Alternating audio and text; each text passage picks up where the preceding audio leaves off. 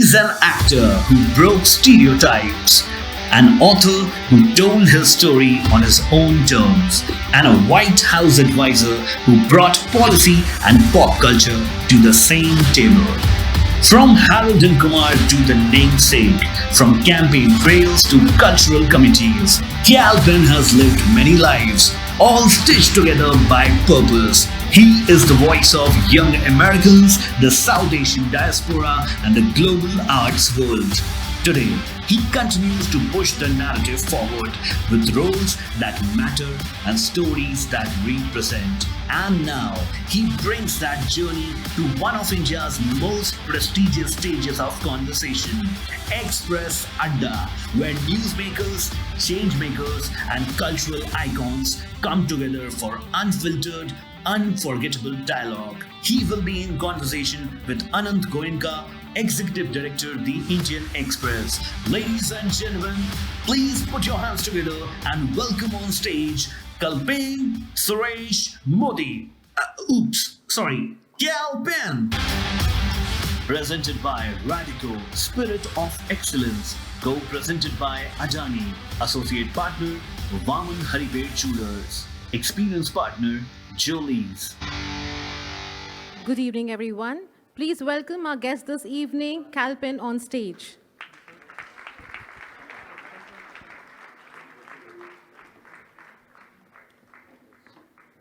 How's it going? Thanks for having me. Or should I be more formal and say good evening?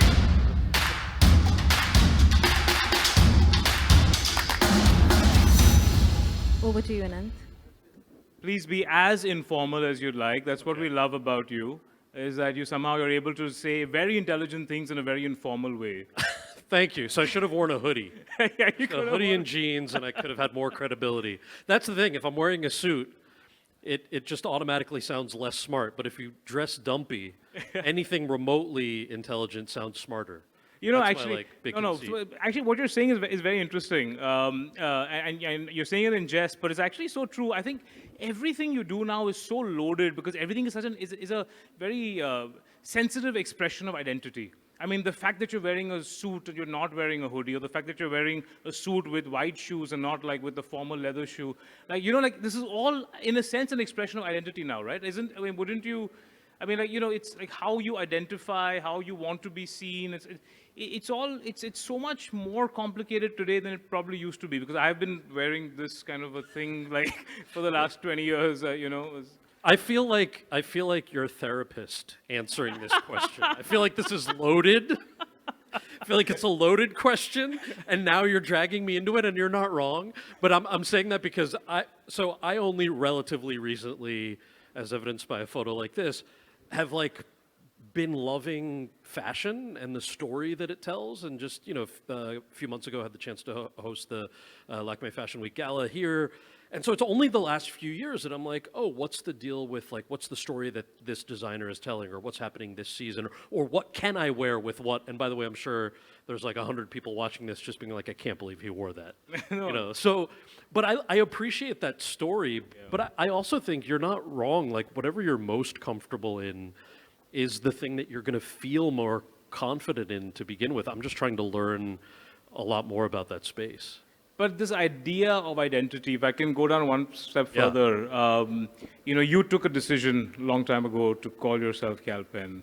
And I learned preparing for this interview that Martin Sheen also isn't his name. I don't know if you all knew that. Martin Sheen's real name is Ramon or something. Yeah. And that was, I guess, so that he didn't get typecast, or you don't get typecast playing a certain ethnic role. But it's much more complicated than that now, because you're taking a decision not to call yourself, your full Indian name in India. Oh, I actually think it's way simpler than what you're saying. So back in the day, yes, you're right. When I was starting out as an actor, this would have been 1998, 99 kind of a thing. I did my undergrad at UCLA. I studied theater, film, and sociology. And when I moved, I was born and raised in New Jersey. So when I moved to LA, there was this, you move to LA obviously to get an education. You've spent time there, but But as an aspiring actor, you try to find an agent as soon as possible. You try to get somebody to represent you so you can go on professional auditions while you're pursuing your education. And I had saved up for one round of headshots and a resume, and back in the day, everything was analog, right? So you literally go, there was a newspaper that you would get with casting notices. You could buy a book with agents' addresses and phone numbers, and you would save up for stamps and mail them a headshot and resume. And I did this for years, and there was no response.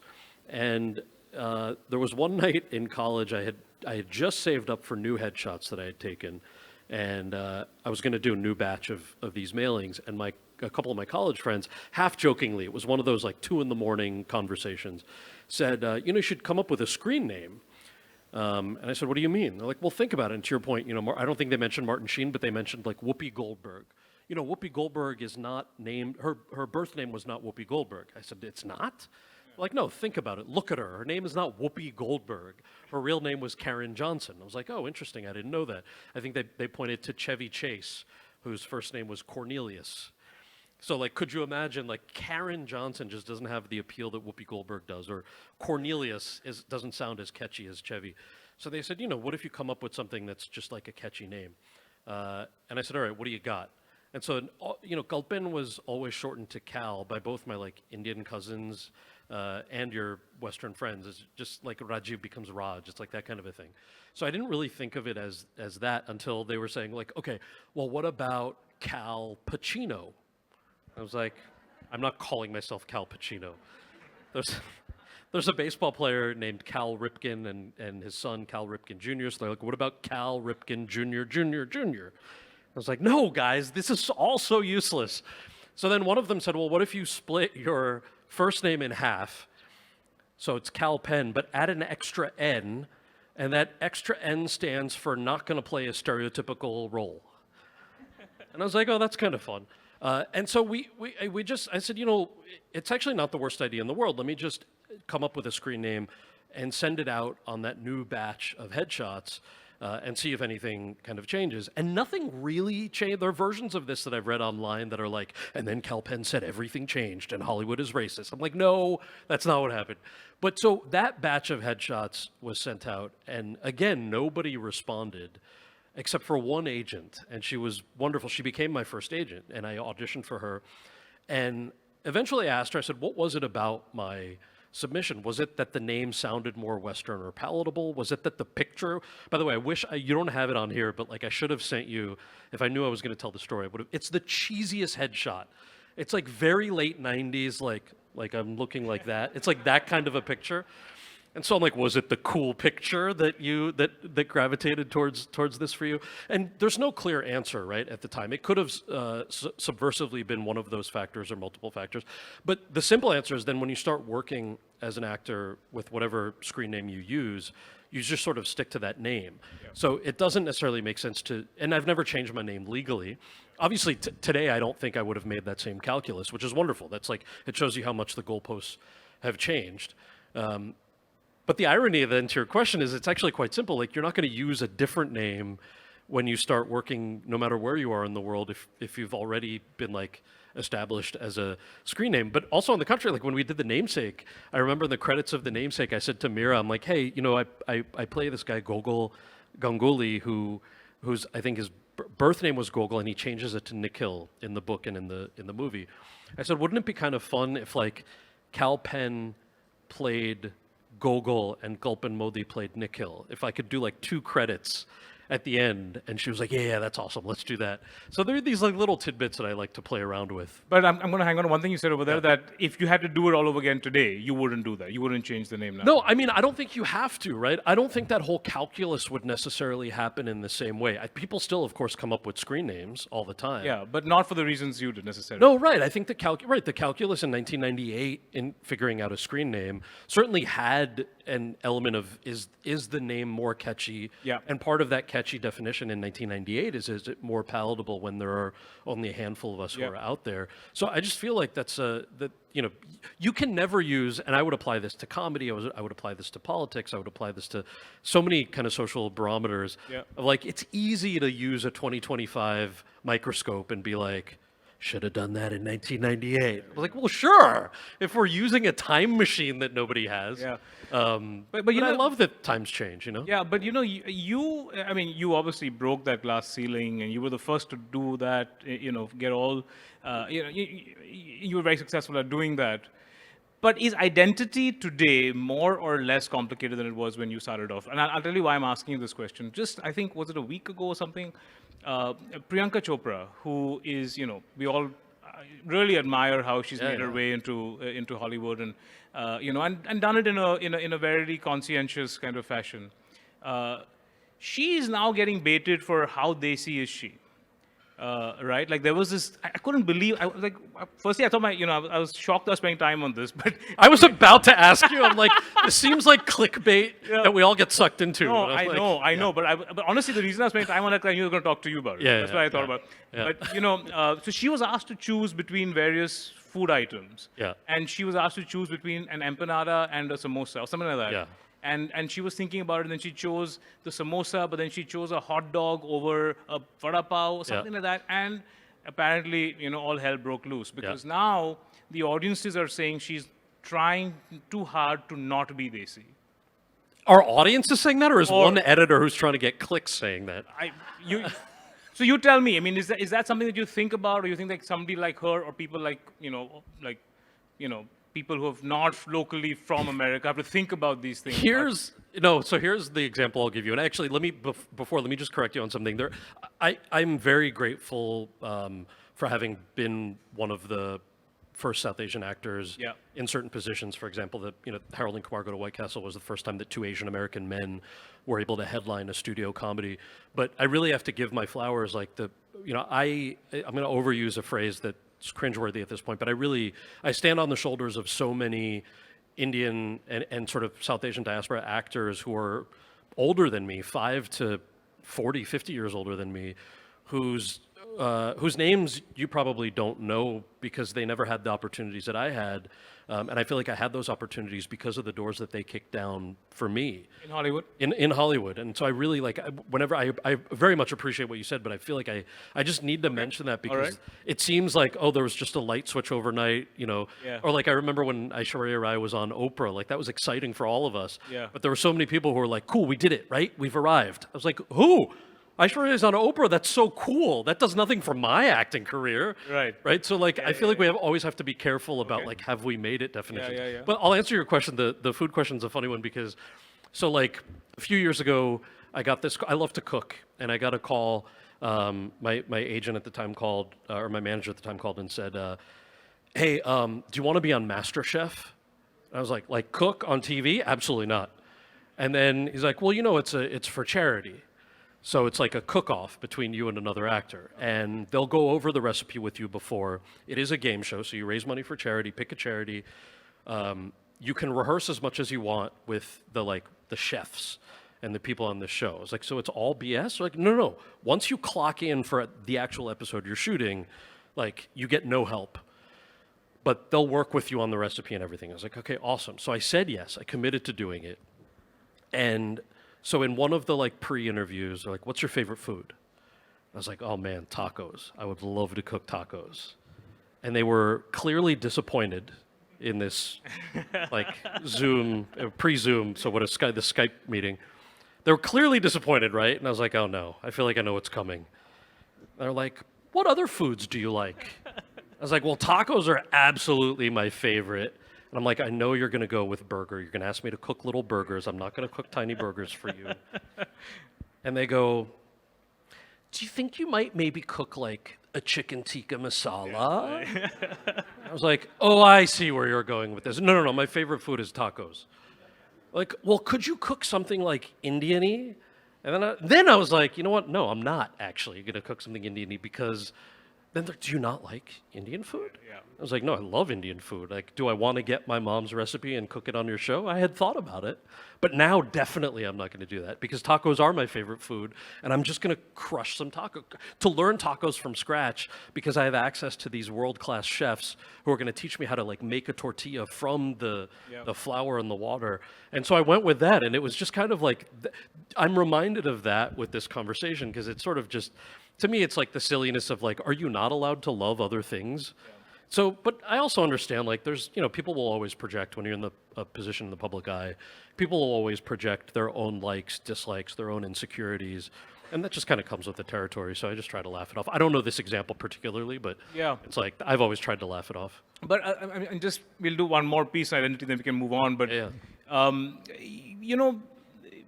is it something you think that South Asian actors have to think about? I mean, you don't, and you're very clearly.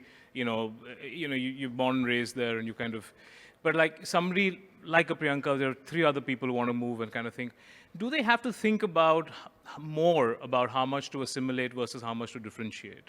Because I mean, end of the day, Priyanka she sounds very American when she speaks, right? She doesn't sound like Sophia, what's her last name? Modern Family, or even Salma Hayek does, right? Like, I mean, these are people who are much more, wearing their origins on their sleeve than probably some of the South Asians are. Would you agree to that?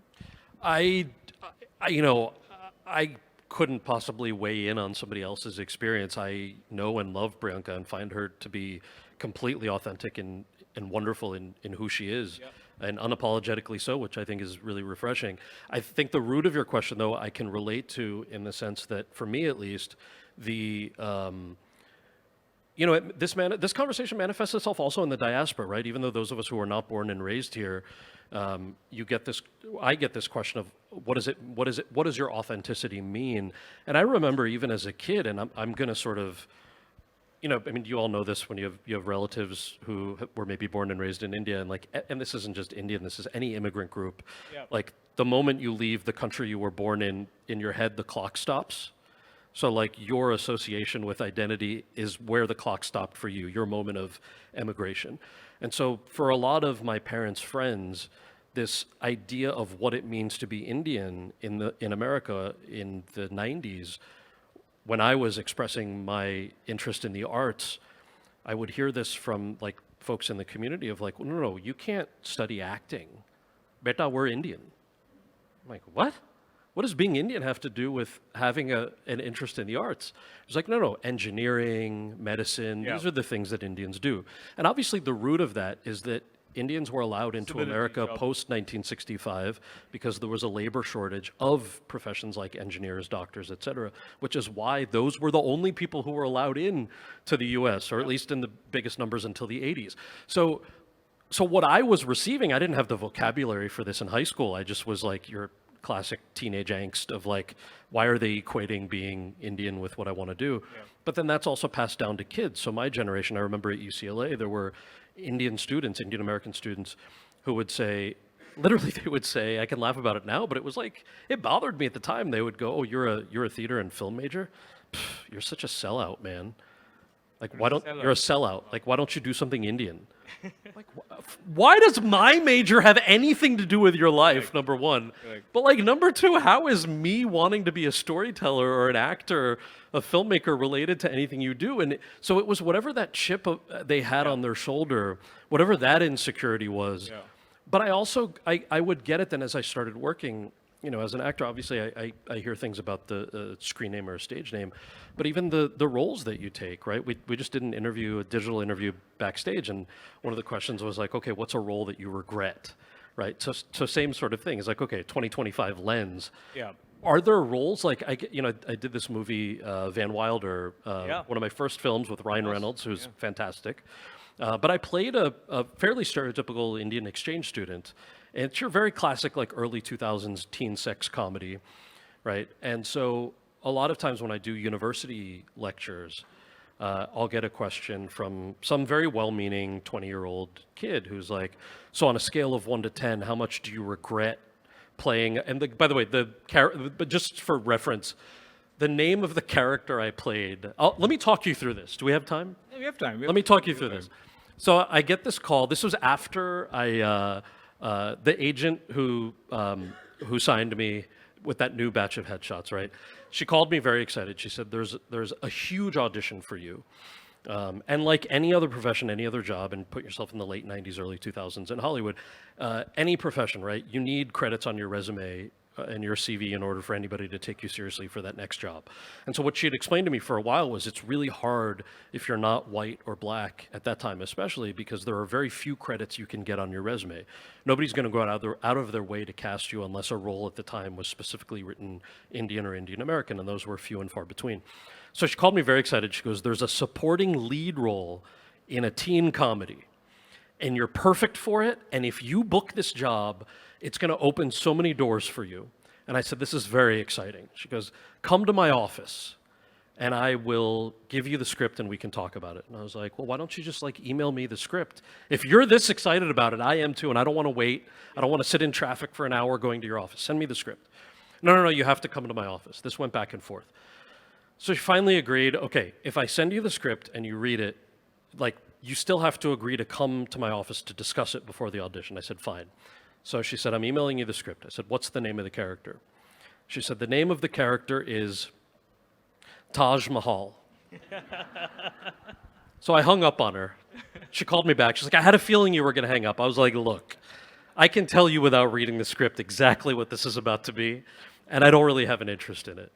And then she explained again, like, look, to build a resume and get your foot in the door, it's your choice, obviously, whether you want to audition for this or not. And long story short, I auditioned for it. I decided to take the job. I worked with the writers and the director on trying to find jokes that weren't just based on the guy's name or where he's from. And really, it's a teen sex comedy, right? So most of the jokes are not based on identity. And identity jokes tend to be the most boring anyway, 20 years ago and even today. Yeah. But I get this question a lot when I do these interviews from college kids on a scale of 1 to 10. How much do you regret doing that project? And I'm just like, first of all, you're welcome. But second of all, like, had I not done Van Wilder, I would not have had the chance to do Harold and Kumar Go to White Castle. And the reason for that is that there was no shortage of Indian origin actors to play Kumar. And they auditioned people in LA, New York, London, Toronto, Miami. One of the reasons that I got that part ultimately was I think I was the only one on the short list who had a studio film credit on his resume because I had done Van Wilder. You had to start somewhere. Taj Mahal, right. But so you make, we talked about business earlier, you make the investors more comfortable if you've already had a credit on your resume. Had I not done Harold and Kumar Go to White Castle, I would not have had the chance to do The Namesake, which is still today probably my favorite project I've ever had the chance to do. Mira Nair was a role model of mine when I was a kid. She was one of the catalysts for why I wanted to be an actor. The reason I got that audition, I wrote her a letter and I said, look, The Namesake is an incredible book. You have to let me audition. And it just so happened that her 14-year-old son at the time, who is now, you know him as Zoran Mamdani, who will hopefully be our next mayor of New York, but he was a 14-year-old fan of Harold and Kumar at the time, and apparently was telling Mira before bed every night, like, hey, Mom, you should audition Kal Penn from Harold and Kumar Go to White Castle. Showed her clips from Harold and Kumar Go to White Castle, and she apparently watched them and goes, Beta, this is clearly not the right guy to play Gogol in my beautiful film. Until she got my letter and said, okay, what the heck, because of Zoran, I have to let him audition at least. And that's how I ended up getting the film. This is fascinating. So Zoran is the reason you got Namesake. I mean, that's... It's the reason I got the audition. Wow. And we can talk about that more in detail because I assume it might be of interest. But the point of that story is, in all of these questions about identity, it's of course very easy to look back. And I would say this to that 20-year-old college kid. Do I wish my first job was like a Chris Evans style, like jumping out of a helicopter with a machine gun, saving good guys? Yeah, of course. Yeah. Look at me. That wasn't going to happen in 2000. It might not even happen today. Yeah. But of course, yeah, do I wish I had like this weird time machine that would be like, you know what my first role should be? Yeah. Sure, but I have absolutely no regrets because I'm so glad for the trajectory. I'm so glad for how the goalposts have changed, how much Hollywood has evolved, and I'm really proud of the roles that I've had the chance to play. And we get into how much Hollywood has evolved also, but a quick answer. So am I right in reading that you don't feel a lot of pressure to represent Indian culture in Hollywood? That's not something that you think of, you don't want to think of? No, I think those are two different questions. I wouldn't say, so questions of do you feel that there's pressure, do you make choices based on that pressure are sort of separate things. Yeah. If I were a purist living in a vacuum, I would say I only make decisions based on the artistic merit of what I'm being asked to do. But just like everybody, I have a mortgage. right? And it used to be that like my definition of success as an actor is, can I pay my rent just from acting? And then it's like, holy cow, I'm actually able to build a life around this, and I have the good fortune and the privilege of like, okay, you have a mortgage, or you have a car payment, or you have this or that. Right. And so that will, like any business person, that'll continue to graduate. But I don't think that you have to make those decisions as if you're not mindful of what it means to never see people who look like you on screen. Because when I grew up, I never saw people who looked like me on screen, and it's an old, tired story at this point. But like, really, Sarita Chaudhary in Mississippi Masala, one of Mira's first films, was the first time that I saw a South Asian family, an Indian family especially, I mean, Guju Indian family, that was not a one-note character. I mean, these characters were flawed, and they were racist, and they had financial problems, and they fell in love, and all of the stuff that, the three-dimensional stuff that makes humans humans. So of course, seeing that for the first time, I am mindful of what that means, but that's sort of what, maybe the sweeter side of what I mean when I say, I understand why we project our hopes and dreams and insecurities on somebody who we perceive to be in a position of power. But I also try not to let that be, you know, like, especially if you're using social media as the metric, like, you know, I feel like if we're all people pleasers, you know, you remember like, I try to, I'm a data nerd too. So like I try to sit in the dial group, focus groups for the things that I'm in. Yeah. And I love watching the data, but like, something could test incredibly well. You know, 98 people can love a joke, and I'm just fixated on like, but 2 people hated it. Why did they hate my joke? Why did those 2 people hate my joke? Those people will always be there. Art is subjective. So I'm mindful of that, right? Like sometimes it's just a faceless person or a bot that's like trying to tell you you're doing something wrong. So I think it's, Okay. you know, I don't know. I don't know if that answers your question. No, I mean, it does to a large degree. But you know, let's come to something else. We said art is subjective, and we obviously keep hearing about art being subjective. And but you know, do you sometimes feel, and I'm asking this in a slightly loaded way, I don't mean to, but I don't know how else to phrase it, that it's become too subjective. You know, there was a point in time where you would look at some form of art, you know, a Bharatanatyam dance, or you would look at something and you would say, this is objectively beautiful, that nobody can deny that this is beautiful, right? And now we've come to an extent where everybody is finding their own definition of beauty to an extent where it's become so democratized that it's actually making the business of art almost unsustainable. Because, you know, something that was for hundreds and thousands of years considered beautiful is now doesn't work for me. And like this random dot in a white canvas is now art, and like, you know, this is now going to be worth millions of dollars. So is there something that is there a way it becomes too subjective?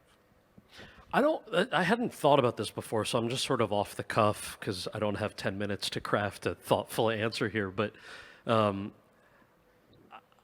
I feel like at least in the content creation space, people are taking less risks, right? And that's why it's the perception that the lowest common denominator is the only thing that's being made now, at least in the States, right? There's, it used to be that, especially in independent filmmaking or even studios, right, they would, even if you're a naysayer, you might say, oh, they were throwing money at everything to see what would stick. And in the process, you would get really interesting art. And it should be subjective, and not everything needs to be for everybody, and I think that's great. Yeah. You know, I don't need everything that I do to be for everybody. And the stuff that I consume is like that too. I'm also not precious about like the stuff that I watch or the genre of things that I want to be in, if I like a script or if I like a story. So I think one of the challenges that we're facing now is that if something doesn't appeal to what the business leaders or financiers think it should appeal to, then it may not get financed or greenlit. And that's just sort of the reality of it. I hope that changes, because I think that's where you see the more interesting content. I don't know if that answers your, what do you mean? Like is there anything like, do you consider objective beauty a reality, or is all things beautiful, is all things artistically beautiful only subjective? Maybe both. Maybe it depends on the situation. Yeah. I don't know. Like, I did not want to sit directly next to my parents at the Harold and Kumar premiere because the first scene I'm like naked from the waist down and the shot is from the back, and I just didn't need to sit next to my parents for that. Yeah. So like, not everything is for everybody. Yeah. But I'm deeply proud of that movie. And it was interesting I remember hearing I'm not deflecting this, I just remembered this story. My mom, when I was home, I overheard her talking to my Masi on the phone. And I could only obviously hear her end of the conversation, but the gist of it was like, she was being asked, was that movie like Van Wilder? And my mom was like, nah, ma lead role che. And it was like, okay, so we're ignoring the fact that they're hard R, like teen sex marijuana comedies. And there's just like pride in the fact that I have a lead. I was like, all right, okay, this is progress. We're doing well. Even though she had to sit next to one of my friends during the premiere, I'm like, maybe I could have sat next to my mom during the premiere. So I don't know. I think it is subjective to some extent, but we can find beauty in things. Specifically with comedy and with comics, right? It seems to me, I mean, Stephen Colbert has been taken off air now. Comedians in India are not having it easy, as we were talking briefly about, just before this. It seems to me that comics have also taken such extreme positions that the middle ground they've left, in a sense, vacant. Do you think, firstly, what are we doing wrong? Where are we going wrong to the extent that being a comic is becoming so dangerous or so loaded now, in these two largest democracies in the world? Let me just call Veer Das real quick to give you the answer to this question. I'm not a stand-up comic, right? I've dabbled. You are a stand-up comic, but trying, but you're a very funny person, and you've made jokes in the past, and you've the genre you've acted in. I feel like you're familiar with that genre, the funny genre. So sure. I mean, look, I don't know. The stand-up comics whose work I enjoy most are people whose voices are authentic. That doesn't mean that I have to have their lived experience. This is my take. Obviously, people will disagree. It doesn't mean I have to share that lived experience. It just means that I can find that form of storytelling vulnerable, authentic, really fun to watch. One of my favorite stand-up comics right now is a guy named Shane Gillis. Shane Gillis is so funny. His last Netflix special is probably my favorite stand-up special ever. I don't have his lived experience, and that's one of the reasons I love it. Obviously, I'm a big Veer fan, and I'm the ABCD/NRI guy who mostly gets his stuff, but I don't have his lived experience. But we have more shared experience than I would with a Shane Gillis. But I love Veer for that reason. A guy named Daniel Sloss, hilarious stand-up comic, very thoughtful. I just find that form of the authenticity of storytelling to be really special. I can't speak for other folks. My reaction to things is if I'm offended by something, it's generally because oh, well, we made that joke 20 years ago. People ask this question a lot of, hopefully we'll do a fourth Harold and Kumar one day. They've made a deal with the writers. They don't have one with the actors yet. I hope it happens. But sometimes I get this question of don't you wish you could do Harold and Kumar Go to White Castle today? You could never make those jokes, right? I'm why do I want to make jokes I made 21 years ago? I already made those jokes, and I loved making those jokes. But it's not 21 years ago. I want to make jokes that are funny to an audience now. But the people you're quoting, I mean, their lament is that it is no longer. I mean, people are getting more and more intolerant rather than tolerant, or rather than skinned about. Okay, I feel but this is across the board with a lot of things. We were talking about this backstage, but so my take is okay, if I don't like something, I'm just gonna maybe I'll mute the person, or oh, that dude kind of sucks. I'm just gonna unfollow him. But then there are a lot of people who are oh, yeah, I was offended by that, or I didn't like that joke. Should I unfollow that dude, or should we kill him? Yeah. Let's go kill that guy. I'm whoa, where did we jump from I don't like that to let's go take his life? So if that's what you're getting at, I don't understand the jump from this. Well, to that, you've had a vantage point inside the White House, so you've understood you've understood citizens in beyond audiences, right? You understood voting citizens. Do you see this as something that's happening around the world? Maybe not just in India or in America, but just around the world, that we just get offended so much faster, and that somewhere we're not able to to be open to hearing something we don't want to hear. I mean, you can mute, but you don't have to go around trying to get a show taken off air just because you can. Well, look, I say all of this from an immense position of privilege, literally on a stage that can be a soapbox, right, for these conversations. I think the root of what you're asking sometimes, especially in the political world and political outrage, comes down to a feeling of powerlessness.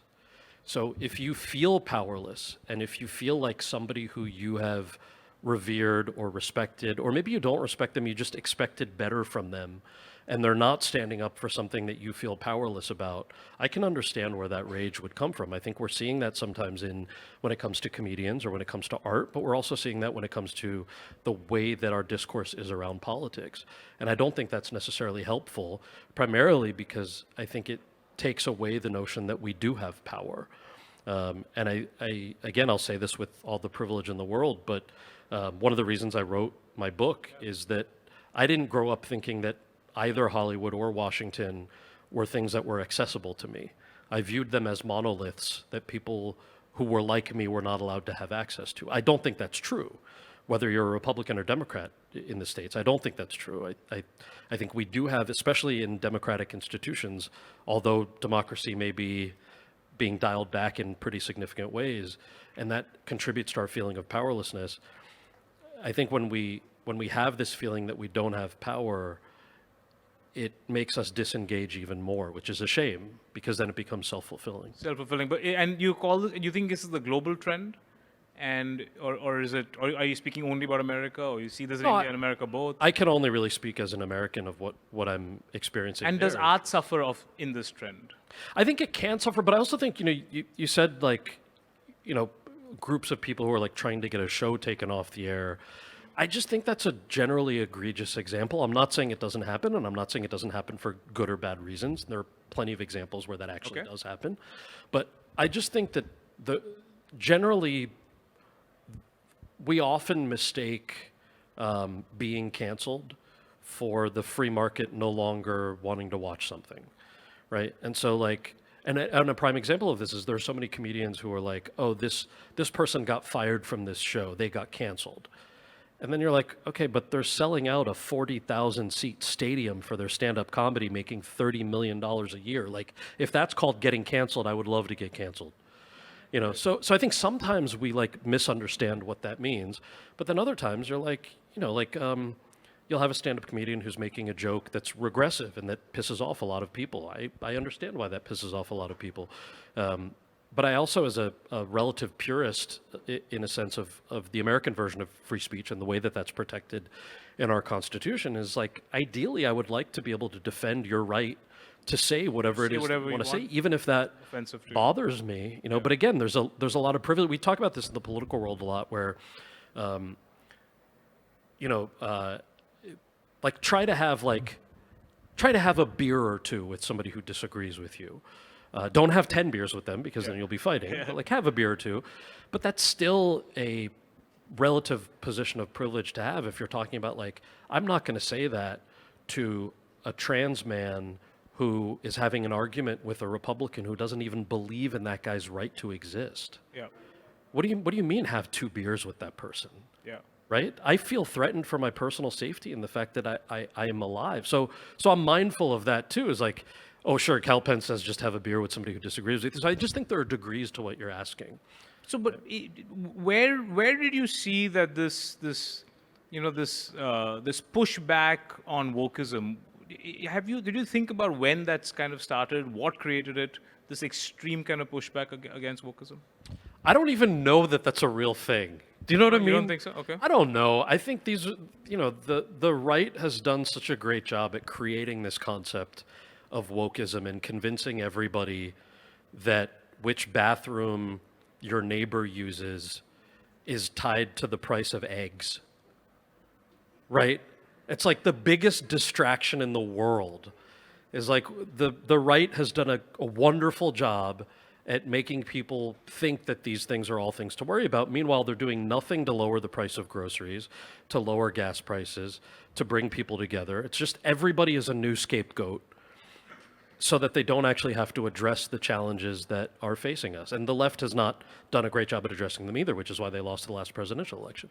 But I think that's a lot of it's a big distraction that when you're looking at politicians who have actually tried to put a handle on it, they've been winning. And I say this with full disclosure as like a guy who's obviously secularist, farther to the left of most people than Democratic Party, et cetera, et cetera. You volunteered with Sanders also, with Bernie Sanders also? Yeah, I volunteered with Bernie. Obviously, I'm heavily biased for Zoran because he got me the job in the namesake. But our politics also align in some things. I don't agree with him on everything, of course. You'd be insane to agree with every politician on 100% of what they believe. But it's an interesting time for that type of organizational politics because you've got folks who are offering at least a blueprint of ideas that I think we should pay attention. Objectively, I think we should pay attention to, even if you're only a tech person who's looking at something like AI, right?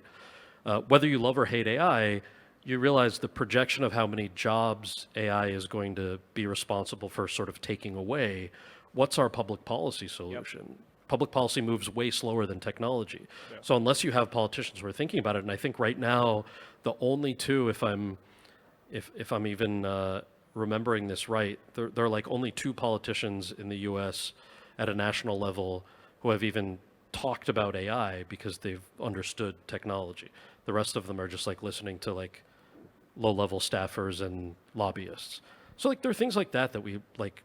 Those are real things that you need to keep an eye on. So. I'll get one sort of Hollywoodish question in, and then I'll get to the rapid fire because I've got a lot of questions rapid fire. I couldn't edit too many out of them. But, okay. Is liberalism receding in Hollywood as well, or is it as intact as it always was? Was it ever intact? I'm asking you. No, I mean you're talking to somebody who I remember early in my career. You know, I was told by plenty of casting directors and producers, and they mean what I'm about to say as a pejorative. Okay, so I'm an American, born and raised in the States, and they would say, you know, you should really go back to where you came from because you'd probably have incredible opportunities there. Yeah. I was like, in New Jersey, there's not a big film industry in New Jersey. And obviously, I knew what they meant, and so I never really associated Hollywood with actual progressivism. I think if you're talking about liberalism, it's the same liberalism you see that's supporting Biden and Harris in their assault on Gaza, which is not that different from Trump and Vance's assault on Gaza.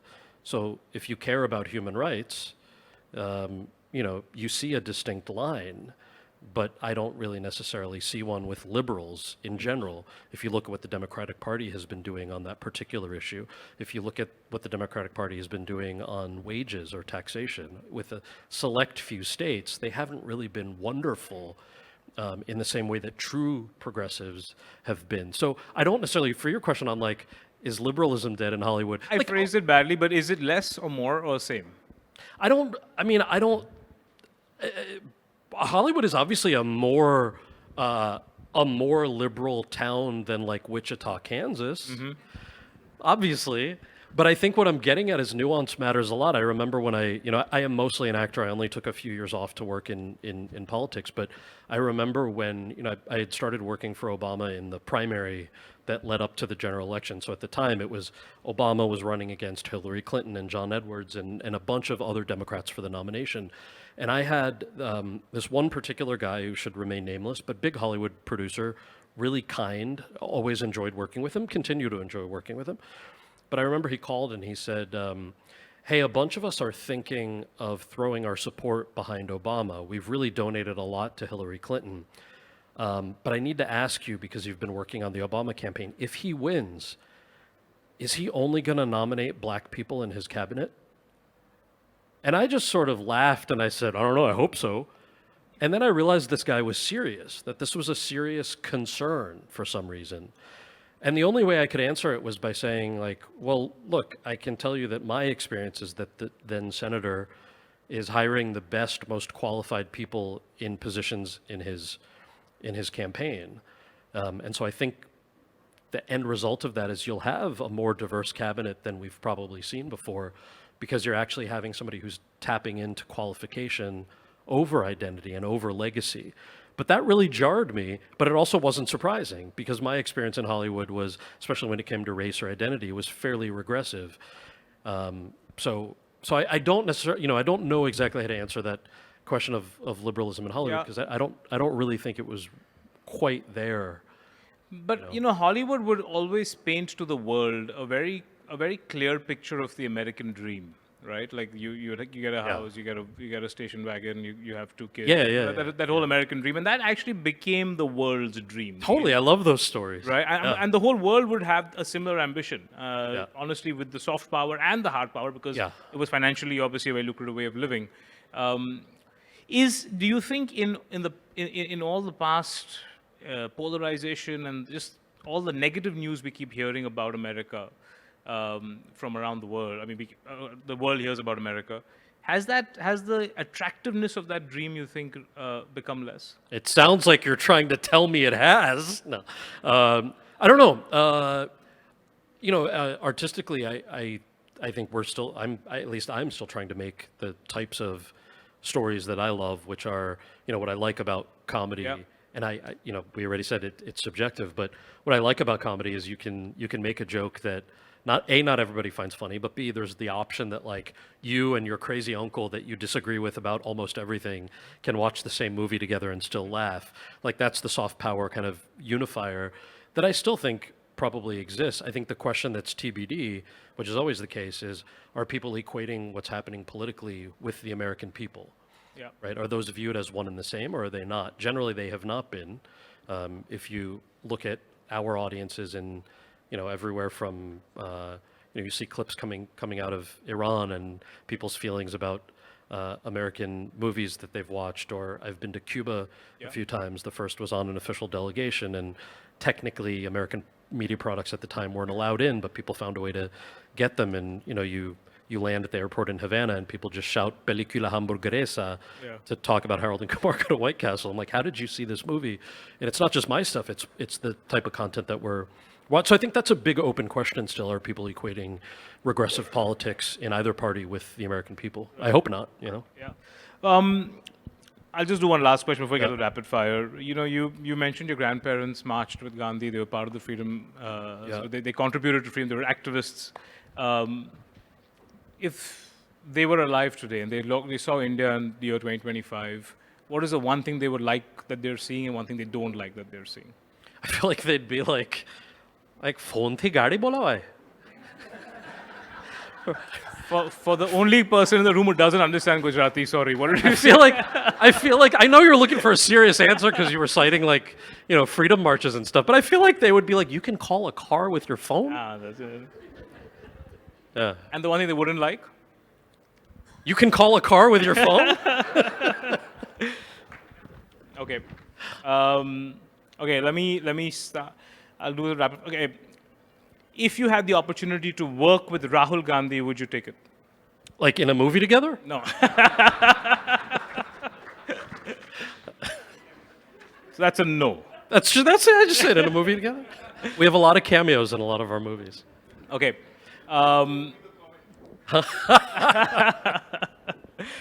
Okay.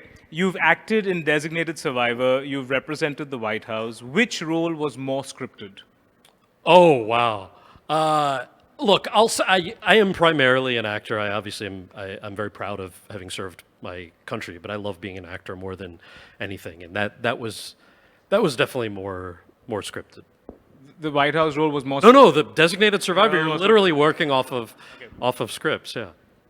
Okay. Your advice to an Indian student preparing to go to college in America with an F1 visa in a few weeks. One thing they need to worry about, one thing they don't need to worry about. Do they already have their visa, or are they still waiting for the appointment? They have their visa. People who already have their visa. Okay. Then I'm sure, if they already have their... I was just talking to a friend who's about to start his grad program in the States, and it seems like if you're in that position, you already have all the answers, right? You've been told by the consulate that you have to unlock your social media. So obviously delete anything that you think might be problematic. Unfortunately, as a free speech advocate, it pains me to know that that's the truth of what we're dealing with right now, because I'm not so sensitive that I think we need to be policing people's thoughts. But it's things like that. But also I would say, there is, despite all the news, there's so much support in the US right now for immigrants, both documented and undocumented. And I'm a New Yorker, and I think if you look at the way that New York is rallying around our neighbors and our friends and the people who make the city run, regardless of their status of their papers or whether they're students or doctors or waiters or whoever, we all share the subway together, we all walk down the street together, and we're really all looking out for each other. So take advantage of that sense of community, because it exists there and it's not showing up in the papers. Okay. The one thing that disappointed you about Obama or his legacy? Oh, hindsight question, man. With the 2025 lens. I mean, 2025 lens, there's so much that I think he would even say, like, oh, I wish we could have gotten X. You obviously joined him because of something that you felt, you believed. Yeah, look, there was a lot. Look, the things that that I joined for, that I saw through, like I was only going to do a year at the White House. I ended up staying for 2 years because obviously bureaucracy moves very slowly. So the Affordable Care Act, which was our version of at least an approach towards hopefully one day having universal health care in the US, it was a step towards hopefully achieving that goal. There was something called the DREAM Act, which would have provided a pathway to citizenship for undocumented young people. That failed by 5 Democratic votes. So there were things like that that I wish we had gotten through. I mean, look, if you're asking for more specific questions, I can point you to huge conversations. My friends who run the podcast Pod Save America talk about all the time. We were on the absolute wrong side of what has led to the American-funded genocide against people in Gaza. Both political parties, including the Democrats, continue to fund it and continue to vote to fund it. That's abhorrent. It's a mistake. We don't need to be doing that. It won't lead to a two-state solution. Goes without saying, what happened on October 7th was horrific and inexcusable, and what's happened since is also inexcusable. But I think those are things that I wish we were better on. I wish we were better on the arts. I mean, there were things that we did so much on, this delegation to Cuba, for example, but I wish we had codified a lot more of what it means to fund the arts. I think we caved to some political accusations from the Fox Newses of the world, circa 2009, who were saying that the Obama administration was trying to politicize the arts. Now you look at the current president, who's basically gutted public funding for the arts, for journalism, for NPR, PBS, and you just sit there going, I wish we had made those institutions stronger, and I wish we were less naive about how quickly you could dismantle them. So there's like a long list of things, I think, like in hindsight. It's really funny that, because, 10 years ago when you came to India, you came on a much nicer aircraft. I sure did, yeah. And you came, and I was watching that interview to prepare for this one, and Yeah. you were talking about economic cooperation between the two great nations. Yeah. And like literally yesterday's newspaper was talking about the 25% tariff on India. Sure, So, yeah. How's that going for us? Well, you're talking about, what he's referring to is I came as part of Obama's second delegation. So, delegation. yes, flying on Air Force One and doing press in a pseudo-official context versus being able to wear this and tell you my actual thoughts is different. Okay, the one thing that feels alien to you about India, and the one thing that feels alien to you about the United States. Oh, man, these are fun questions. You can, everybody says like, oh, you can get anything at any hour of the day or night in New York City or LA or whatever. Like, okay, that's true. But like, you can literally, last time I was here, I had a cold and I was at a friend's house and he's like, oh, you need some, Himalayan Septinil, whatever. And like, right, you need all these things. I was like, yeah, I'll get them. And he goes, oh no, we'll get it for you. And he just like does 2 things on his phone. And we continue to like sit 6 feet apart and I'm having some like tea. And there's a knock at the door, like literally 6 minutes later. And the thing that he talked about is there. It's been delivered. So I'm like, that feels really foreign to me. Because the level of engagement technology, obviously, that's set up for these companies, I don't know how they work. I'm sure in the comments section will be all of the information about how terrible they are for somebody or the other. That's all valid. But so that's one thing that we just don't have. And what's alien for you in America? I think what's alien is probably seeing a lot of the reaction of our friends and neighbors to what's happening in the world is on both sides of it is like, what I said for the advice about Indian students who are coming, there's such a strong sense of community that I've seen. that's really reassuring. And in a sense, some of that is really foreign, because if you're only paying attention to the doom and gloom of the news, you're sort of thinking the world is ending and things are really bad, without seeing the people who are rallying around immigrants or rallying, standing up for human rights, especially with this famine that we've created, or around the way that we're treating immigrants, by the way, undocumented, documented, green card holders, US citizens.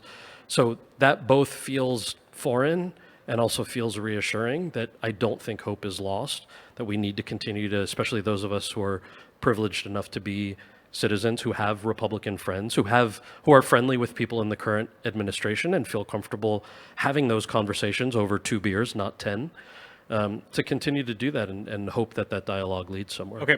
The one thing that the Democratic Party should have learned but didn't after the thumping victory of Trump. Dude, they have not done a true a look at what went wrong. The DNC was doing testing of everything except what the candidates themselves had done wrong. And it's in some ways a no-brainer. If you look at, I'll just bring this back to Zoran as one example because it's the most recent, right? But for a Democratic Socialist to win the nomination for the Democratic Party for mayor in New York City, with a huge coalition, like there was data that came out today, it was like he won 67% of Jewish voters under the age of 45. He won huge numbers of South Asian voters across the spectrum, Hindu, Muslim, across economics. He won every demographic of white voter, if I'm not mistaken, right? So all of the things that Kamala Harris and Joe Biden struggled with, you've got a Zoran Mamdani who won in New York City. And New York went for Trump by double digits over the previous election. And it's not because people suddenly decided that they were conservative. It's because they looked at who is offering solutions for the fact that groceries are too expensive and that I can't afford to live in the city that I love. And they didn't see the Democrats offering anything. They saw Trump offering a version of the plan that he's obviously since abandoned. He's abandoned these people, which is why Zoran was able to capitalize on that and say, here's my plan for actually following through. But so I think that's something the Democrats have not done. They're pointing fingers at everybody except themselves, or maybe I should say ourselves. And so I just think, as of now, it's going to be a missed opportunity. But is your answer the candidates? Is your answer coming down to the fact that the candidates were wrong to be against Trump? No. I'm saying that candidates need a plan. Yeah. You need to offer people a plan for what's affecting their real lives. Okay. It's an affordability crisis. The messaging was wrong. The policy was also wrong. It's not just the messaging. It's the policy itself. Okay. I mean, all my grievances that I've rattled off policy-wise, I think apply as well here. Okay. Yeah. The one difference between the right-wing movement in America and the right-wing movement in India. I need to learn more about the right-wing movement here. You're asking a guy who just got his OCI card. I'm not answering this question. I need to keep it for a while longer. Okay, the one stereotype you hate about portrayal of Indians in Hollywood. Oh, man. You know, thankfully... The top one. Thankfully, this has changed. But I will say that any stereotype generally stems from a character that's not fully fleshed out, right? So just the fact that stereotypes are just not, you're not allowed to be a full human being. And now that's changed a lot, right? Okay. I'm going to actually jump to this question because it's relevant now. Yeah. Is the first thing that comes to your mind when I mention the following representation of Indian culture in Western mainstream entertainment? Okay, I'm going to just, first thing that comes to your mind, short answers. Slumdog Millionaire. Oscars. Okay. Apu and Simpsons. Regressive. Dev Shah in Master of None. Oh, man, very relatable. Okay. Raj Kutrapali in Big Bang Theory. Really fun. Okay. Parvati and Padma Patil from the Harry Potter movies. I'm not sure. I have not seen or read Harry Potter. I know it's a crime. That's the headline today. That's the given the I need to, yeah. Okay, Kelly Kapoor in The Office. Oh, so funny. Okay, all right. So none of these, except for Apu, has actually made you think that it wasn't fair or not, shouldn't have. You're happy with all of them? I mean, I wouldn't say it that way. I would just say they all seem to exist in a space that makes sense. And by the way, the Simpsons thing is fascinating to look at. I just remember just being like, oh, there are choices to hire Indian actors to play those characters or those voices. Yeah. I don't think the solution should be let's get rid of Apu. Yeah. I think you can like hire some brother to voice him. Yeah. You know, people change. This sort of also ties into like my favorite acting teacher would always say like some version of, you know, actors don't own their characters. Their characters like belong in the ether of the art, right? So I think because of that, it's like, oh, you can easily, or like, you know, the Fresh Prince of Bel-Air, like the actor who played the mom in that switched after like the first or second season. And so for a couple episodes, people were like, wait, and then you like believe it because you know, it's suspension of disbelief. So it's just things like that. So I don't know, like, I also think these goalposts change all the time. Like people would, when Harold and Kumar first came out, people were saying, well, this is so groundbreaking, it's challenging stereotypes. And then as the years went on, you had a new generation of kids who were like, ah, that was so stereotypical, he had to be a doctor. I was like, really? Like 15 years ago, y'all were excited that he was a stoner. And now you're like fixated on the fact that he had to play a doctor, you know? So I think these things are malleable in a way. And the actors you mentioned are all fantastic, and I know them all personally, and will always root for them and their success. Okay, the one comic in America you admire who doesn't vote like you? Oh, well, I don't know how people vote. I mean, I feel like comics especially quite well, they wear their vote on their sleeve. Not knowing how he votes, I'll go back to Shane Gillis. Okay. Because the way I would word it is, it seems like we come from very different worlds, and I value his take on the world, and it seems like the take that a lot of my Republican friends also enjoy. Let's put it that way. But I don't know how he votes. Okay, Neil Patrick Harris, John Cho, Ryan Reynolds. If you had to bring any one of these of your friends to India, who would you bring first? You can only pick one. I mean, John I'm closest to, so you always travel with the person you're closest with. Okay. The one joke you... He's also Asian, so you have to explain less. You know what I mean? All right. There's a story of you kind of almost having offered to take President Obama to a strip club. No, that's not correct. No, okay, good. That took me a second, sorry. So you're setting up a few clickbaity items. I see what you're doing. I'm not mad about it. There was a barber when I lived in D.C. When I first started my White House job.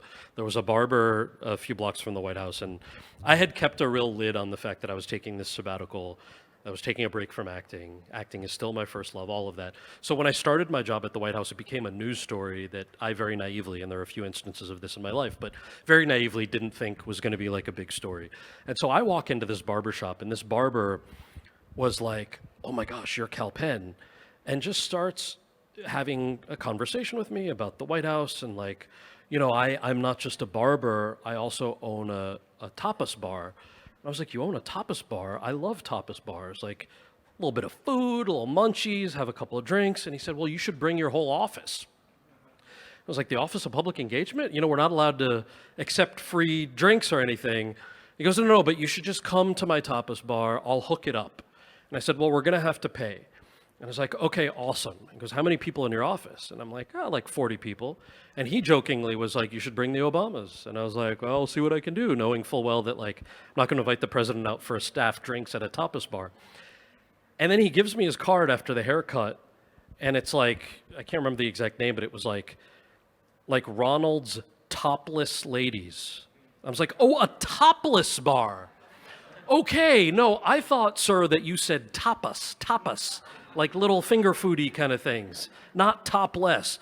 So then because I was new at the job, I walked in and I had to tell our ethics officer at the White House that like, I just want to make sure in case that it ever becomes a news story that I did not, in fact, almost take anybody to a strip club or a topless bar. The opposite, in fact. So I'm disclosing this to you. Yeah. All right, cool. Your view on Elon Musk? Don't really have one. Can I give you options? Sure, yeah. Genius, complicated is the... Genius, opportunist, genius first, opportunist second, or opportunist first, genius second? Oh, I don't know. I mean, don't they all go hand in hand at some point? Not just with Elon Musk. I don't know him personally, but like, okay. When you get to a certain level, it's all intermixed, isn't it? I just thought that for... Also, sorry to interrupt you. Isn't that the case for any of us? Like, of course, a guy like Elon Musk has way more power than the common man or you and I, even with like degrees of privilege. But I feel like a lot of us are like, oh, this choice that I make will have no impact. When in reality, especially in a capitalist society, any choice we make has some impact. I'm not comparing the choice I make to like the influence that an Elon Musk will have. But I feel like for a guy like that, it all goes hand in hand, right? It just, I felt that this question was relevant to you because of the Democrats. He was at seemingly quite close to at one point. Then he had five Democrats that invite him, and he just became this person who was surprisingly got political, and now he wants to start his own party. And it's just, he seemed to at one point be kingmaker or at least king enabler, and I mean, that election would have been very different without Elon Musk's involvement. I don't know which way it would have gone. Might have still gone the same way, but it would have been a very different election. Like, I mean, my take on that is he's a colorful guy. I don't think there's any absence of influential people who have been donors or supporters or have worked on political parties in either political camp in the States and sort of globally, right? So I don't know that he is a colorful guy, and I think that's why we're fixated on him. And I think it's not that different from President Trump, right? If you look at his successes, a lot of the things that he accomplished, previous Republican administrations had on their list of what they wanted to get done, whether it was overturning Roe v. Wade, which is women's right to choose in the States, or any number of economic policies or social policies. Republicans, since Nixon or previously, wanted those things done. And Trump got them done. We're fixated on his personality, and I think Democrats, to a fault, are trying to like replicate his personality, which I don't think they should do, because Trump is an Emmy-nominated reality TV star. He knows what he's doing. He knows how to create story and how to get, what we call earned media instead of paid media. He's really good at that, and he's a colorful person. Elon Musk similarly so. So I think sometimes that takes away the focus from real oligarchy and influence that folks like Bernie Sanders or AOC talk about a lot. Is like, hey, let's not be distracted by the shiny thing, and let's actually look at like how many hundreds or thousands of Elon Musks there are out there using their influence, and how people together in a real democracy can put a check or a balance rather on that check. Okay, some advice here. The secret behind the popularity of Korean TV dramas. Oh man, I ask my cousins this all the time because they're just good. They're juicy. They're fun. Everyone's hot. Okay, so is there one thing that you think Indian television can learn from Korean television? Oh, I mean, I love both. I'm more versed in American television, obviously, Yeah. but okay, Korean TV. And somebody help me with the name of the show because I've only seen a couple episodes. But I think it's like the woman who accidentally parachutes into. What's it called? Yes, Crash Landing, right? So in grad school, I did one of my theses on Juche, on the North Korean philosophy of government. So I was like really into the concept of this show. We already said like I'm not precious about genre, right? So like I got to know Asit Modi the last couple of years and did a set visit to Tarak Mehta Ka Ulta Chashma, and I was like geeking out over this, like one of the most watched shows on the planet, right? And it's not everybody's palate. That's very different than like a Delhi crime. But if you look at like what India is turning out and the spectrum of voices and content, I'm like, man, this is so cool. Yep, 1.4 billion people. 500 news Yeah, channels, exactly. yeah. Like I want to be on both shows. Like I would love to do episodes of Delhi Crime and Tarak Mehta. So interesting, just some trivia for you. Yeah. There are more than 500 news channels in India. Okay. There are more than 141,000 registered publications, newspapers, magazines in India. And sometimes those news shows have all 141,000 on one screen yelling at each other simultaneously. Yeah. But there are just two companies that control all of entertainment. Okay. It's very interesting right now, television entertainment. Okay, but so you said Tarak Mehta. So Tarak Mehta or Kyunki Saas Kabhi Bahu Thi, which one, if you were to choose one episode to watch, you got time, which one will you pick? The new Kyunki Saas Kabhi Bahu Thi or Tarak Mehta? This is hard because, so Hindi is not my first language, it's English and then Gujarati. But one of the ways that I started trying to learn Hindi was through episodes of Saath Nibhana Satya. Because Because the access of like the level of Hindi is accessible to somebody who's learning Hindi, right? And they're like super addictive, ridiculous plot lines. So I'll have to go with like a Bosas story. Okay, all right, fine. The one thing you learned from Irfan Khan. Oh man, he was incredible. I think the power of communicating through silence, and he would do this throughout a lot of his scenes. But the one in particular that I remember, the two in particular I remember is there's one scene where I'm in high school and he comes into my room, into Gogol's room to give a copy of a book of the Nikolai Gogol collection of short stories.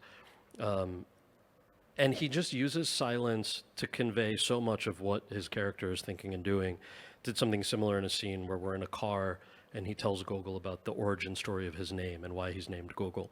And there's very little dialogue in both of these scenes, and he was just such a beautiful, generous performer who we all miss. Yeah. Zoya Akhtar, Karan Johar, or Meera Nair. You got to do your next. Oh, next film. dude. I love them all and I know them all, so like. So you got your next. I want to work with all of them. I mean, I already worked with Meera. I would love to work with her again. I have to pick one. You'll pick one for your next film. You got offers from all three. Yeah. Got to pick one. That And lead character Che. Lead character Che. So je vadara paisa ape ulais. I'm a Guju after all. Okay. The biggest difference between shooting in India and shooting abroad. The structure is a bit different. You know, yeah, I just think the rules are a bit more strict in the States, and there are a bunch of reasons for that around the way unions operate, the way the unions are covered. So it's just different, but I like it's not like I don't view it as one is better than the other. I'm always amazed at the way that both kind of come together. But as an artist, you're able to adapt, and it's not that big a difference in terms of. It depends on the project. I mean, there can be quite a large difference. I remember doing a film here. I know you're reading my book right now, so I don't want to ruin anything for you. But there was a film I did years ago, not The Namesake, where like, you know, the rule in the U.S. and maybe here to some extent is like, you know, your salary should go into an escrow account before you show up on set. You can't touch that money until you're done with the film, but that way, like, you know, the money's there and nobody can screw you over. And I, against the advice of my agents, got on the plane, came to India to shoot this film, and You said it's a movie in America. A movie in India. A movie in India, and the money goes to an escrow account in America. It should go to an escrow account in America. Okay. But I said, look, in good faith, even though the money's not there, let me just come. And so I came to India and went through the rehearsals. The money still wasn't there. I started shooting. The money still wasn't there. And at one point, some of the Bollywood actors in the project said, like, hey, you know you're not ever going to get paid, right? I was like, no, I am. They're like, no, one day just don't turn up and you'll get paid. I was like, no, I can't do that. I'm a SAG actor. That's our union. I'm like, I'm under Actors Guild, yeah. Screen Actors Guild. I'm under a union contract no matter where I am in the world. I can't do that. So the weeks kept going by, and they're like, dude, you're legit just not going to get paid. So with like 3 days left to go, I told everybody on set, I'm not coming tomorrow until I get paid. And the crew was like, yeah, finally, good for you. And the producers were like, okay. And so that second to last day, there's a phone call, sir, your car is ready. And I said, no, actually, I'm not coming today. You can let the driver go. I haven't been paid. And so then like 10 minutes later, one of the financiers calls, like, Mr. Kal Penn, koi problem hai? I'm like, no, kuch problem to nahi hai. Problem hai. I'm like, no, kuch problem nahi hai. I just haven't been paid, so I can't come to work. And we had some strong words after that.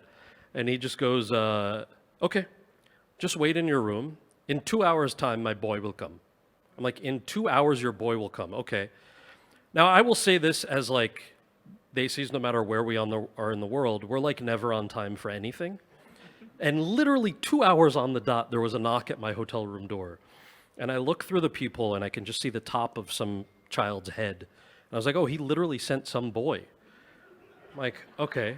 So I open the door and there's like a 58-year-old man who's like 4 feet tall, wearing a shirt with a picture of a panda on it. It says, I love giraffe. And he's holding a brown paper bag and he hands it to me and he just goes, count it. And I was like, all right, do you want to come in? And he goes, no. So I closed the door and I counted it, and it was like half of what the guy owed me in cash. And the phone rings and goes, "Sub TK?" And I was like, actually, this is just half of what you owe me. He goes, "Yeah, the other half you'll receive tomorrow." I'm like, okay. So I put the money in the safe, fully expecting it to like not be there when I came home from work, right?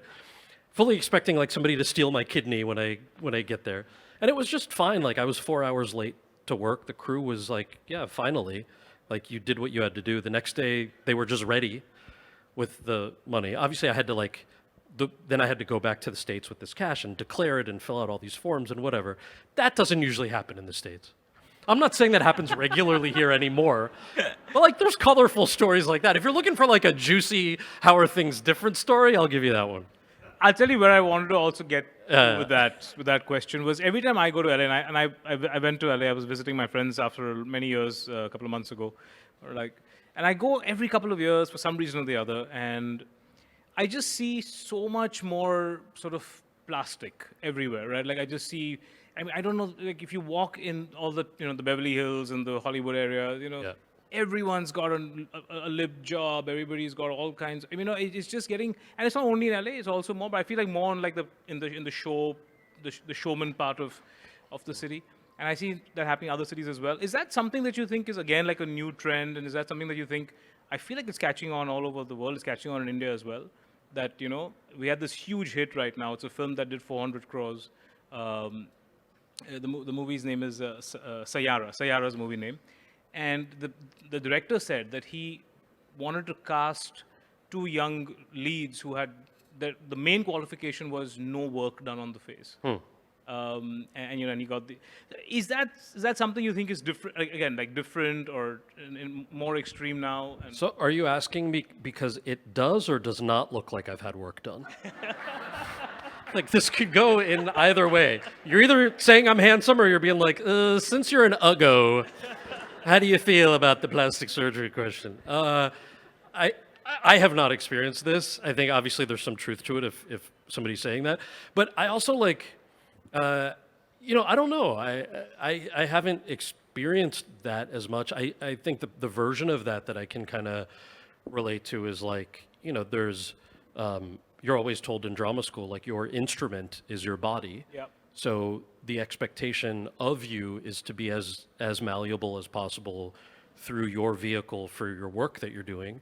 So when you hear about like actors going on crazy diets, and sometimes it's a crash diet, sometimes it's not, like, are you washing your face and moisturizing every night in the way that like some of your friends who are accountants maybe don't do? Yeah. Like, yeah, there's all that stuff because you need to take care of what you're doing. But that extra level of stuff, I don't really know folks who have, maybe it's stigmatized and people don't talk about it. It sounds like people talk about it though, but I can ask around and get back to you. Okay. All right, we're going to... But what's your answer? Is it because I look good or I look like a... No, I thought because you've got the experience, Yeah. and B, you're somebody who's, I feel, a very authentic person. So that's why I asked you that question. Thank you. Okay, let's get some audience questions in. I'm going to put Amish on the spot. I just saw him, right. Amish Tripathi is a famous author, and it's a privilege to have him with us. Yes, thank you Amish, for being please. here. Hi, Priyanka, pleasure. then. Hi, Kal Penn. Wonderful listening to you. Thank you for being here. The question that I have as Indians looking at Indian Americans in the US, it is perhaps the most successful community out there, right? Educationally, commercially, in every way. Overrepresented at the top of corporates, banks, tech, even in politics now, right? The only place where you don't see Indian Americans, forget about overrepresented, we are underrepresented, is in the entertainment area. So what is it? Is it that not enough Indians are trying it, or are there things holding them back? I think it's a couple things. So the root of the question is an interesting one, right? If you look at a lot of that demographic data that you're talking about, it's undeniable. There are successful Indians in all of these professions, in leadership roles. Some of that is coming just from the maturity of a generation. So like I was saying, my parents' generation, that post-1965 wave of immigration was the first time that you had a concentration of South Asians as a whole, but Indian Americans in particular, who came with this access. They worked hard. Everyone's dad came with $12 in their pocket, mine included, and a bunch of student loans, but they had the opportunity to work hard. Then this 1980s wave of immigration was family reunification. And so those are like a lot of working class folks that we talk about far less, that for some awful reason are still stigmatized.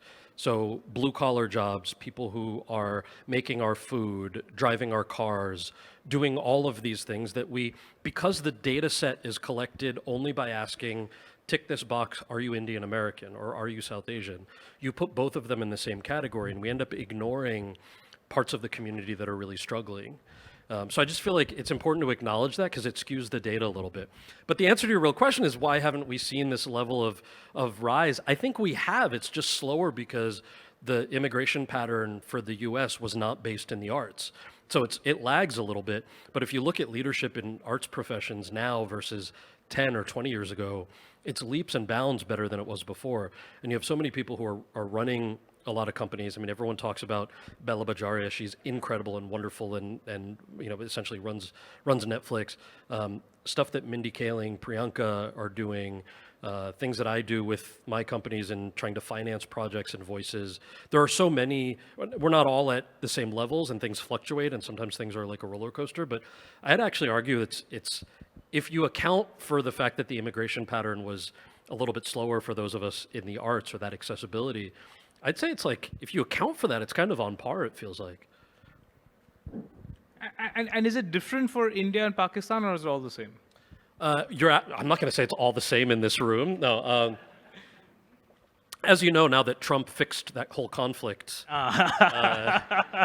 I think there's a lot of solidarity in the U.S., especially amongst artists, because this concept of what it means to be Desi in the diaspora, there is a shared experience. You know, there are of course still some of the divisions that exist on the subcontinent, and I think if you see things on social media, you can see that a lot of that's very true. But I think there's also an undercurrent of the same stigmatization that we all go through as Desi artists, regardless of country of origin. And it's not just India versus Pakistan. It's, you know, they're Nepali filmmakers and designers and, you know, Sri Lankans. There is a more cohesive, I think, unit than you might otherwise think there would be. By the way, yesterday, literally like yesterday, I think like early this morning, the White House is demanding a Nobel Prize for Trump. Oh. Yeah. All right. You hadn't heard about this. I wanted to get your... I mean, he had gotten nominations before by several folks, right? Like Pakistan nominated him once, and then who nominated him after that? There was like, who did? Is there? Okay, right. Okay. Priyanka, please. Is there any filmy question first? Because I know I've not done justice to the film part of the conversation. Hi, so I wanted to check with you, are Harold and Kumar ever coming to Mumbai? And which aspect of the Indian life do you think can feature in, you know, maybe like the 5th edition? 4th is, I think, already underway, right? Well, so the 4th we're hoping to make. They have a deal with the writers. They don't have one yet with the cast, but hopefully they work all that out with the teams in suits, and we'd love to do a 4th movie. So what's coming in the way? Is it the Gujarati? No. It's nothing like that. It's just the process of, I think, of getting it done. Okay. So they first you make deals with the writers, because if they're not there to write a script, we have nothing to do. As much as I love that character, he's cooler than I will ever be. It's written, all 3 movies are written by these extremely talented, wonderful guys, John Hurwitz and Hayden Schlossberg. So I'm so glad that they have their deal done, and hopefully we'll get ours soon. In terms of coming to Mumbai, I don't know, hypothetically, if there was like a film awards program that they were invited to, maybe they would show up, I don't know. We hear you. Yes, And please. also, as a sequel, Dawn. You know, there's another edition of Dawn. Yeah. Would you ever, you know, sort of reach out and be a part of it? It's one of your favorite movies. It is, and I'll throw this out there. I saw, you know, I had dinner with my friend Arjun Basin, who's the costume designer on that, and Zoya, whose brother is obviously leading that. And I was like, oh, heck yeah. Like, as a massive fan of that franchise, I'm so excited to see that. And if there was a cameo, I would not say no. I would be very cheap. Okay. I'd be like, yes, I'm going to come to do it. What's your lowest rate? I'll do it. I'm a big fan. Awesome. Yes, please, gentlemen here. Hi, this is also on, sorry, you want me to start? Okay. This is also on Harold and Kumar. Sure. I just wanted to get a sense of what was it like to first see the script, okay? How did you warm to the script? Was the shooting script very different from the original script? Can you just give us something about the scriptwriter? Yeah, happy. And your relationship with the person who played Harold? How did the chemistry develop? And give us a little bit of sense of the kind of fun you had while shooting that movie. Because we had a whole lot of fun watching it. Thank you. We had a blast making it, and I'm glad that that extended to your experience because that was meaningful for us. Look, when I first read that script, I laughed out loud while reading it, and here's how deeply cynical I was at the time, by the way, and why I keep talking about goalposts moving is I met John Hurwitz, who's one of the two writers, at a mutual friend's birthday party. And that mutual friend introduced us and said, Kal, I had only done Van Wilder at that point and a movie called American Desi before that. And so they said, you should meet this guy, John Hurwitz. He wrote this script called Harold and Kumar Go to White Castle about Korean American and Indian American friends who go on a road trip together. And so the first thing John said to me was, whoa, you don't have an Indian accent. And I used some profanity and was like, oh yeah, well you're like a piece of, and he goes, no, I didn't mean it that way.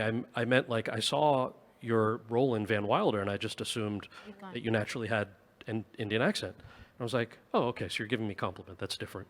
And he goes, no, but the reason that I wanted to meet you and that I'm surprised that that's not your real voice is I wrote this script that our friend told us about.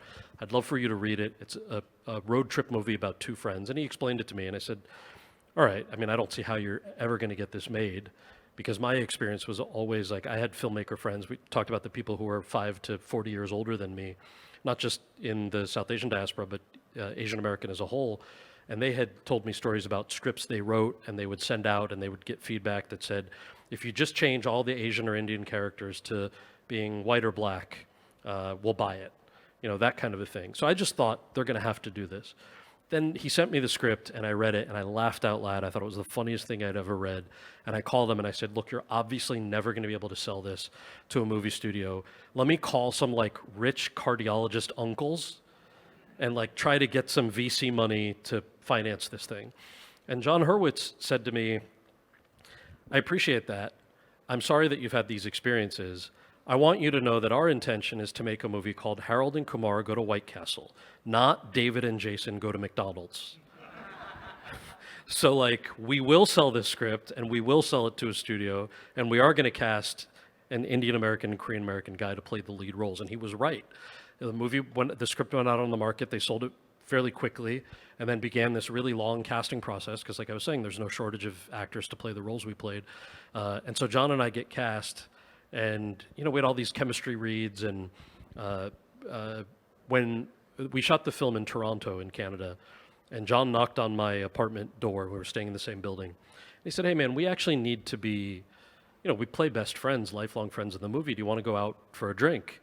Let's get to know each other. And that first drink that we had, we basically were like, so what did you think of when you read this script?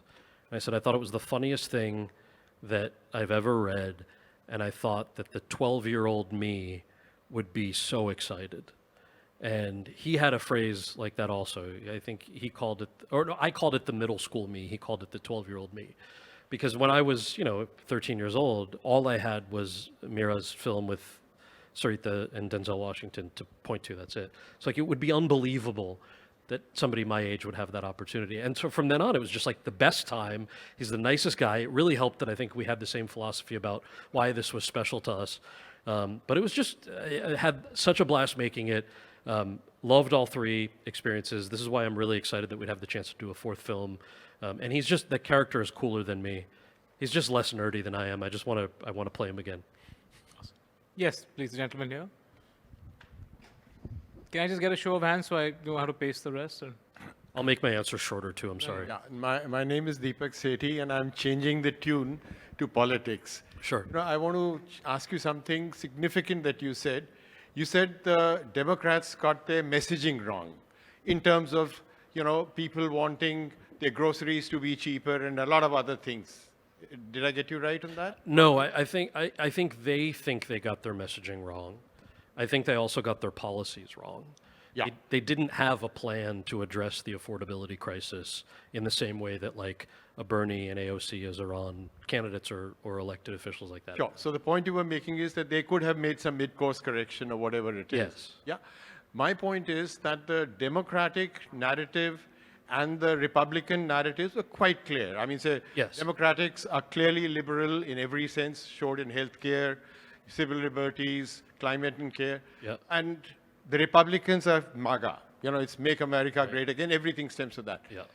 How easy would it have been for any Democrat campaign to actually change, you know, to the right kind of tonality and all, given that they have a very basic position that they've already taken, which is what makes them what they are? It's a great question. You know, Republicans have always been really good at cohesive party structure. So no matter what the party says, that's what you do. Everybody falls in line, with rare exception. So you're right about that. The Democrats have generally been what's called a large tent. You've got conservative Democrats, and then you have a handful of really progressive ones, like the ones I just mentioned. I don't think that the issue was that they needed to replicate anything Republicans were doing. I think they tried too hard to do that. I think that they saw, they took the bait on these fake wokeism things that Republicans were trying to drum up and sort of said, oh, people are going to worry about which bathroom is somebody using. You got to go to the bathroom, use the bathroom. Like, what's the big deal, right? Why are we taking the bait on that? And you're taking air away from real conversations about how am I going to make your rent bill more affordable? What are we going to do from this job loss with AI that's coming? Why are gas prices so high? What are we doing about the climate crisis? These are things that voters really do care about, but I don't think Democrats had a plan or a strategy on attacking them. And I think the things that they acquiesced on, and maybe this is the candidates themselves, to your point, like, of course, Republicans have been way more aggressive on things like attacking free speech. But Biden and Harris were no friend of free speech on college campuses, right? They were quite similar to what you saw in the beginning of what Trump was doing, and that's obviously evolved quite a bit in a way that didn't exist in the previous administration. But if you give a little, I think it opens up the door to further regression that I would love to not see. And I just think there are other solutions. You have so many candidates, so many people in these leadership positions on the left who are offering that solution. So I'm still hopeful that we learn from that. I just don't know the degree to which that'll happen.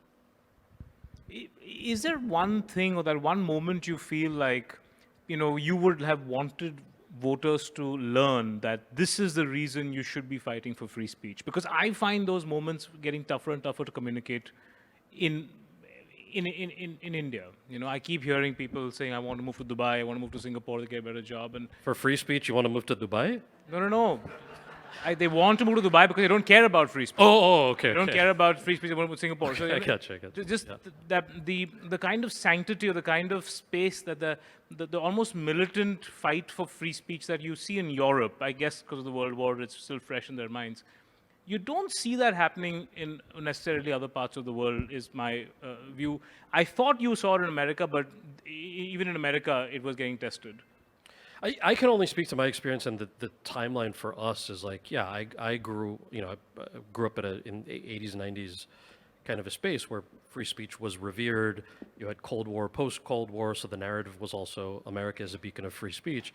So and I'm an artist, so my philosophy is always tied up in, I could really find it abhorrent, some of the things that we're seeing out there, whether it's, like we know homophobia, anti-LGBT rhetoric, the evils of anti-Semitism. These are awful things that I have a real problem with. Whether they're said by stand-up comedians, whether they're said by activists or politicians. I mean, these are awful things that I think any reasonable person would say, this is a real problem that we need to address. I think the purist side of the idea of free speech also, for me, goes back to the free market will correct that, because most people are not anti-LGBT. Thankfully, most people are not anti-Semitic. Most people are not anti-trans, if you really get down to people's human values. And I think that when you rally around and build these coalitions, you're seeing these coalitions really come together to simultaneously defend free speech and go against this awful rhetoric of what it means to truly be anti-Semitic, anti-LGBT, homophobic. So I think there's a way to beat back all of that right-wing ideology with free speech, not the contrary. And I'll end with this. If you were asked by the Republican Party, okay, to help them find a candidate who could defeat Trump, Yeah. would you take it? I mean, paisa bawa pe chicken eh. No. I think there are so many. Those are going to be lots Hypotheticals, of yeah. hypothetical. There are going to be lots of conversations like that. I have friends who are political consultants. It's not something that I do. Okay. I'm like literally mostly an actor. Okay. I love this space that I occupy. I don't have any desire to go back into politics full time. And going back in politics, do you think it helped or hurt or made no difference to your career as an actor? No, I don't think it It made no difference. made a difference you, in that you way. could take a pause and come back just right easily. I don't know easily. I think you're mindful. Like I sort of liken it to athletics a lot. Like when athletes take a break, like all right, you could be out for a season with an injury, but if you're out for 4 seasons, you're not really coming back to the same level that you were at. And so, it's also something that I care about, right? So had I not worked in politics, I don't think I would have been up for the Daily Show hosting gig. I had the chance to guest host for 2 weeks. Yeah. Ultimately, they brought back Jon Stewart. Can't argue with that. He's the OG, genius at what he does. But I wouldn't have had the chance to guest host that. I've done a couple of docuseries for Amazon, a climate series for Bloomberg. A lot of the speaking gigs that I do with like VCs and entrepreneurs and in the corporate space would not have had the chance to do if I hadn't worked in politics. So I don't kind of view it that way. I think it opened up new opportunities. I don't think anybody was offering me like an overly sexed weed guy right out of the White House, but that's okay too. You know, there was a buffer, and then now we're making more of those movies again. Yeah. I cut you off. You were saying something in the middle. No. That's I'm deeply appreciative of the opportunities that I've had, of the shoulders of the people I stand on, but then also just the audiences that have supported my book, that have asked the questions, that feature me on talks like this, and for all of you who showed up, I appreciate it. And we're very deeply appreciative of you. I remember I don't know how old I was, but I remember loving Harold and Kumar. Oh, We were man, watching with thank so you. many people. I was a big, I remember the big gang watching it, and we kind of watched it more than once. And it was, it's just, there's a certain authenticity you bring to all the work that you do. As an audience, I want to tell you that. And Thank you. And really grateful for that, and just thank you for subconsciously being a very sort of a liberal ambassador of India in your own way, without knowing it, I think. But you've been very Thank you. I definitely don't see myself that way. I love talking to people who disagree with me about Yeah. everything. I mean, you know, if you look at the Guju WhatsApp family group chat, it's very the opposite of everything I've said. yeah. So that's okay too. We all have those. Like we all family have those. chats, We yeah. should be able to have those vibrant conversations with people we love and people we disagree with. So Thank you so much for your time. Thank you for being here, and thank you, and more power to you. thank you. Thank you for having me. Thank you, everybody. Thank you for the fabulous session. May I request Anant to present a token of appreciation? Request everyone to please remain seated. This illustration is by Sunish K. Thank you. I now invite Mr. Saurabh Bhumik, Vice President Radico, to present Penn with a bouquet.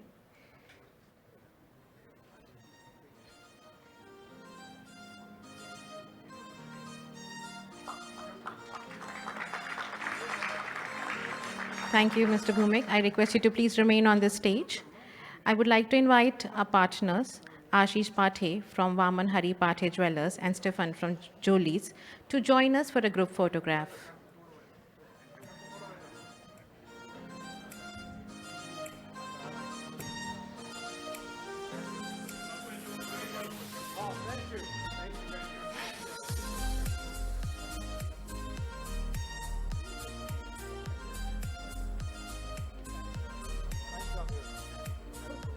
Yeah.